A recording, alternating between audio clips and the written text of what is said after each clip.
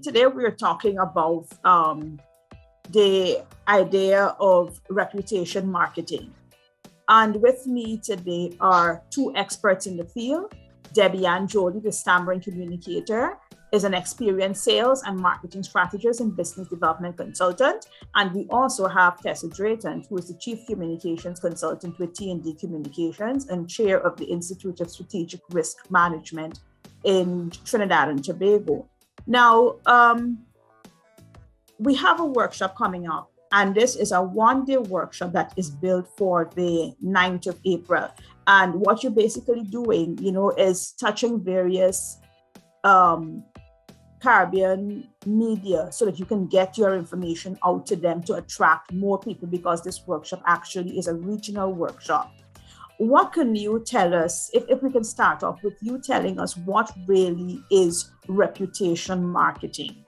Because I think that people understand that they have to maintain the reputation of their business and also their reputation. But what really is reputation marketing, if you can explain that to us?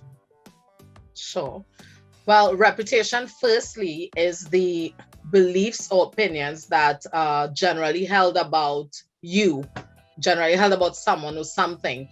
And reputation marketing now is the strategies used to learn what is being said about you or your company or your brand online, and to now use that understanding, use what you have learned to improve your brand and your overall online reputation. So reputation marketing will focus on certain things that will help you to identify what is being said about you or your company. For example, you can look at things like monitoring reviews, monitoring social media comments, what is being said on various online forums, as well as the traditional press.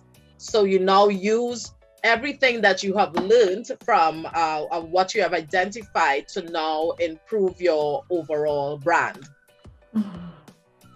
Now, how important do you think is reputation marketing in today's world?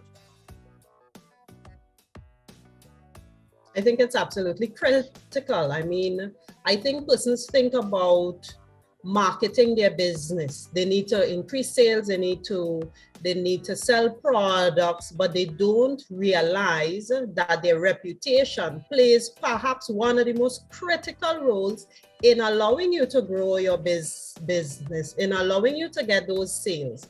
And if you don't manage your reputation in the way that you would like, ultimately it can affect the company, it can affect the stakeholders in the company. It can, and in a worst case scenario, your business can go bust. So the idea is that we need to look at reputation marketing as part of your overall strategy for business growth, for business continuity, for business sustainability, for increasing sales, for attracting customers. It is absolutely the foundation of what you should be looking at, and the way in which you need to help to position your organization. Adding to that, Debbie, because many fields are saturated, you need something to help you to stand out, help to differentiate you from your competitors. Hence the reason having reputation management or reputation marketing as an integral aspect of your business will help you to stand out. Additionally, technology plays a key part. We were speaking about that earlier off air, and that the rapid pace that technology is going, and we have to keep up to date with that. We have to keep, as it moves at that rapid pace, we also have to move with the pace to see how best we can implement it into what we are doing. Because he's speaking about online, he's speaking about persons posting negative reviews about your business in addition to positive reviews. So you want to be on top of that and see how best you can nip things in the bud before they escalate and now becomes a crisis. That's what technology does for us as well. We don't monitor the reviews or what is being said about us or our brand. And sometimes people are paid to say things about your brand, whether negative or positive. But the key is to always be on top of it, and to mitigate things that could potentially result in a crisis.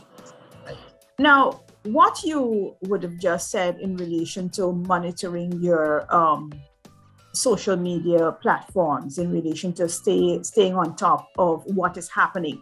I know that for particularly small businesses, it might be difficult, but how important is it for them to actually invest in a marketing team or a marketing representative if it is that they can't do it on their own, just to to ensure that their brand is protected and their reputation is intact? I think businesses need to start where they are and with the resources that they have. There are things that they can do to help them immediately that are low cost that can help them to manage it. Just doing a survey periodically or every time you have a particular launch or an event to get an idea of what customers think about your brand is a way to ascertain information to help you manage your reputation. There are also things like Google Alerts where you can actually be able to tag your name and be able to see every time your organization is mentioned within the media. There are low-cost ways that you can do it, but as you grow, naturally, you may need to solicit more help, more advice, and more expertise.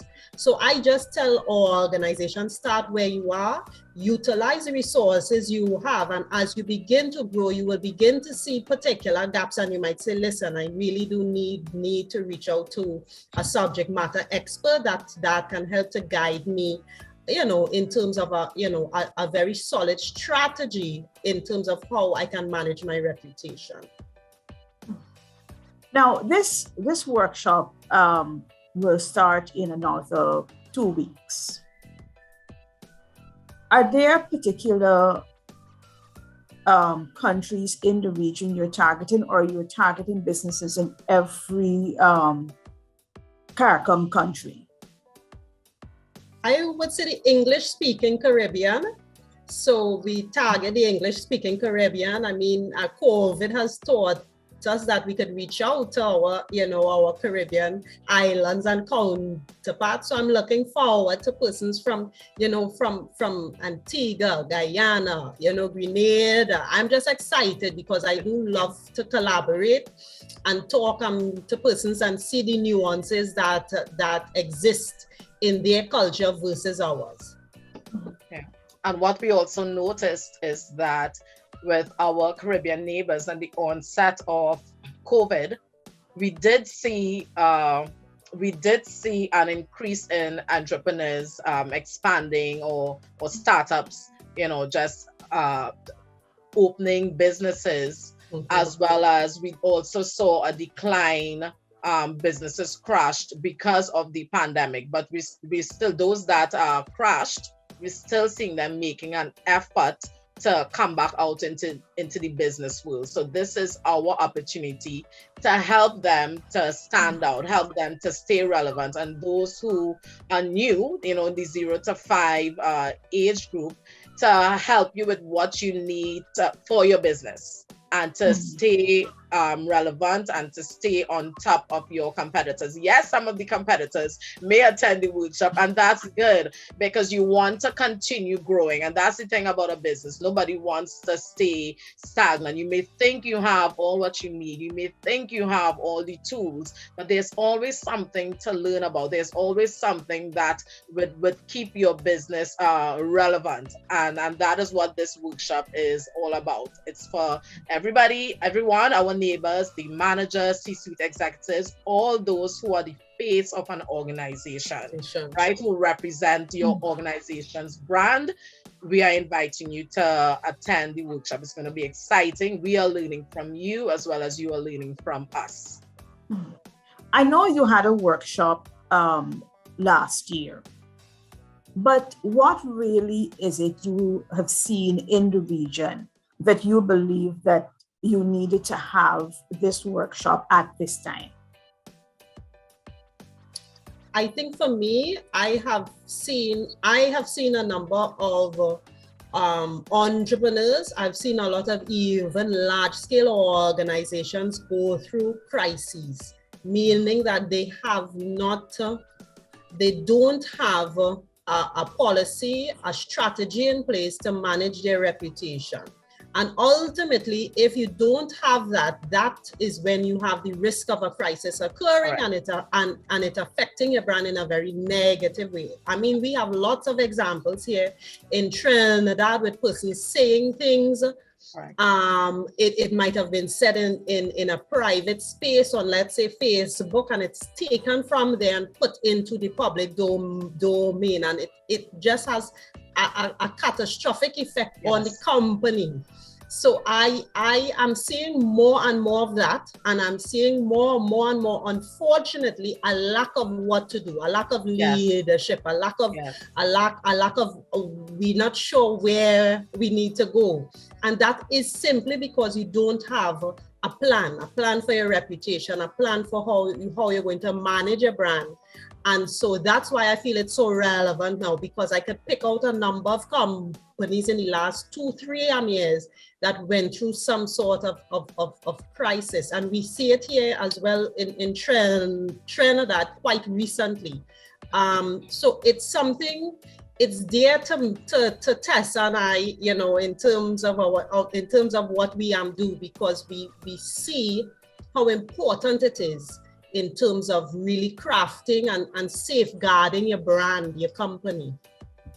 Adding to that, Debbie and Eva, businesses don't think about the reputation management until you're dealing with that, what Debbie mentioned earlier, an influx of negative reviews, negative press, bad reviews, or other damaging online content. And we saw a lot of that with the onset of the pandemic that brought a number of issues to the forefront, and you had individuals and businesses and leaders commenting. So while you're not really monitoring, someone is monitoring for you and escalating what you have said, right? But it was said in good faith. They just gonna do damage to you. So reputation management now provides, or reputation marketing provides you now with an opportunity to build your brand authority and reputation before you find yourself in a crisis situation. For persons who believe that they are separate from their business, what would you say to them? Let me take this, please. Take this, Debbie. It's so interesting because marketing has changed, and the way we look at brands have changed, and people buy from people they know. People buy from people they like, and I say it all the time: know, like, and trust. And therefore, we've seen a growth in personal brands, in big in influencers. I mean, in celebrities and different types of coaches. You have all these online subject matter experts and so on. So your company, and even a C-suite executive, I see it on LinkedIn, for instance. You see big name brands, but who is the CEO behind the brand? You know who is the CMO? You know who is the COO? Those things are together now, and people purchase from organizations because they trust the people that represent the organization. So it is important for sales professionals, front staff employees, for leadership teams to begin to think about their personal brands, because your brand impacts your organization, and you need to, it's not a matter of separation. What I do online impacts my personal brand, and it impacts my business. So I have to think very carefully of the things that I put out on social media, of the things I say, on the things I comment on, because it is representative of my brand. It's not different, and that's And that's a fine line that people, once they get into business, need to understand. And not just online, Debbie, but in person as well. I can go anywhere wearing a mask, for example, and persons recognize me. So it's important. My character is what I display on the outside, what I display on online as well. It's the same. And Debbie and I have been getting that a lot since the first webinar we did in February on reputation management. How do we choose a personality? So there lies the challenge. I have to be one person here, and I have to be another person on that, and be another person home. So you have all these different personalities. You're challenged with. It's like you're bipolar, and you become frustrated. And persons are saying we cannot be one, and I'm saying it is possible to be one.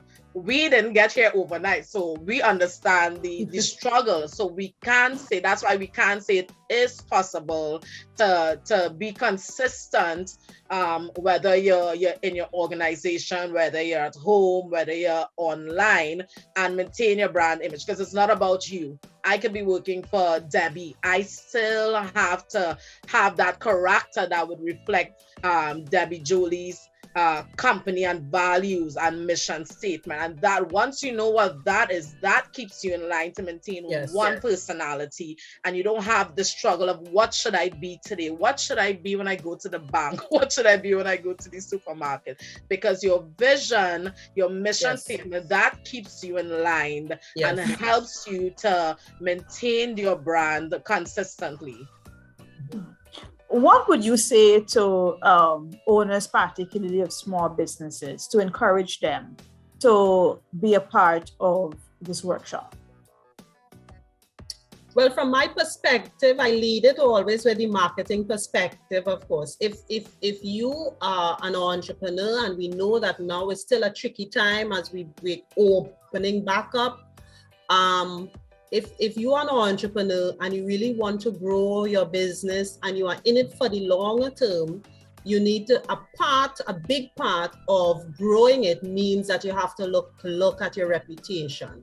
And the workshop is going to teach you the things that you need to be cognitive of how to begin to develop a strategy, of the pitfalls when you don't manage your reputation, and how that can really set you back, So I would direct entrepreneurs in that way. Any company, any entrepreneur that is looking to grow, looking to build their brand, the workshop is extremely important, because it helps you with strategy and foundation in terms of how can I grow my business, how can I help to build a positive image for my brand.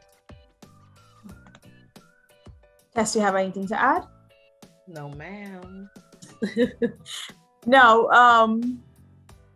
how do people, I know that the workshop has a cost attached to it. What is that cost, and what are the payment platforms available? All right, so we have an early bird special that is valid until the 31st of March, right? That is $350 TT, and that is $55 US. Am I correct, Tessa? Correct. Yes. Correct. And that can be extended to organizations that want to put groups of persons in as well. So if you have your communications team, you have your sales team, you have your frontline staff, and you feel that this is important for then we can extend that particular discount to those persons in terms of a group discount. And the regular fee is 400 TT. That is 65 US. Yes, and that price of course will come into effect from 1st of April. Is there a cutoff date when persons have to register by? It'll be up to the day before, so up to April the 8th, because of course we'll have to get all the emails, we'll have to send out introductions and set up the the whole online for the workshop itself. So it should be right up to the 8th. Yeah, and once persons register on the link provided, that we would have forwarded to you as well, Miss Eva. Then they'll get further instructions on how to Yes. proceed with reference to payment. You can Payment. also find Debbie and I on LinkedIn, Instagram. Debbie's on Facebook as well with her team. And we're posting updates. You'll have little tidbits in between. For example, we did one today on leadership management. So it's like what to expect at the learning outcomes you can expect at the workshop. So we'll try and do that as often as possible leading up to the workshop to get you excited and to get you to what to look forward to at the workshop. And you can also contact us. You can hit us up via LinkedIn, or I can give you my number, 868-274-4376, via WhatsApp. Debbie will share her number. 868-683, yes, 868-683-4928. And of course, you could WhatsApp us or reach out to us directly. You know, you could just reach out and just direct message us, and we could share the information with you guys. So lastly, if I can ask, what has been the response so far to the persons registering for the workshop? It's been really it's been amazing, because I'm seeing persons that have been, of course, in my community and my circle that may not have participated. We have persons who have registered, who are in the fashion industry, who are virtual assistants. And so I'm excited about the diversity that we will actually, have as a network and as a community. So I'm looking forward to it. All right. Thank you very much again, ladies.